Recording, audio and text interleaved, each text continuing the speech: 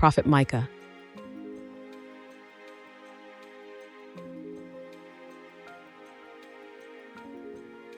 Not much is known about Micah, which means who is like God. His ministry was through the time of the Judean kings Jotham, Ahaz, and Hezekiah reigns. He came from the small town of Moresheth, not far from the city of Gath, some 20 miles southwest of the royal capital in the beautiful hill country of Judah, commanding a broad view across the coastal plain to the Mediterranean. Despite his rural origins, he was anything but unsophisticated. He excelled as an orator, skilled at creating metaphors and employing sharp puns, all while using blunt yet powerful imagery to drive his points home.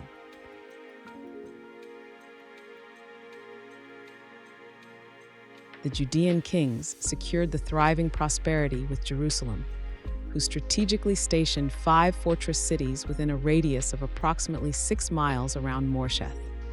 These fortifications safeguarded the Judean territory, shielding it from potential invasions by the Philistine cities and preemptive strikes launched by powerful nations leveraging the advantageous staging grounds of the coastal plain.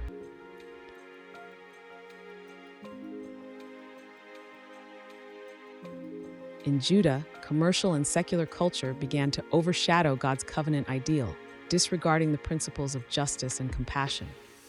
The wealthy elite prospered at the expense of the poor, undermining the social fabric and national integrity. Micah recognized this decay in the societal structure as an ominous sign, signaling a departure from God's intended order. God's people were meant to represent a different social and economic culture, recognizing their role as stewards of the land allotted to each family by God. The laws provided by God protected property rights and mandated care for the less fortunate. However, the increasing affluence during Micah's time bred indifference towards the vulnerable and a blatant disregard for God's foundational laws.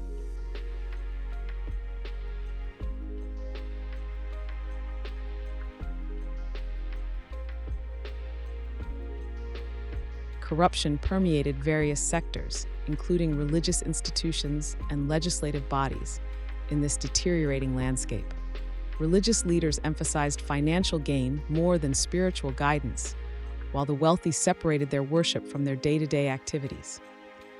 The erosion of moral values and the widening gap between the rich and the poor in Judah reflected a departure from God's intended order, as outlined in his covenant.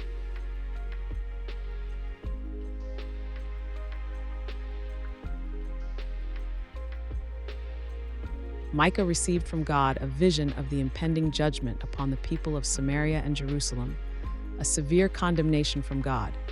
With his mastery of language, he conveyed this vision through blunt yet compelling imagery.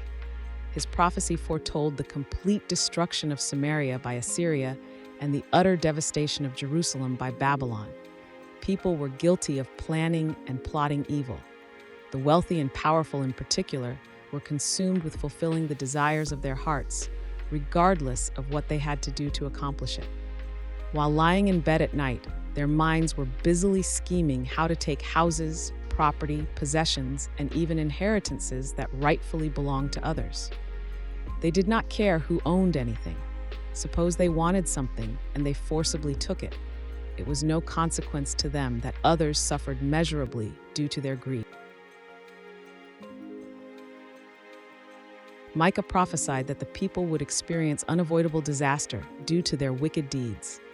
They would be brought low by calamity, subjected to ridicule and mockery by others, and left without a leader to govern over the promised land. The people oppressed the genuine prophets of God and instead placed their trust in false prophets.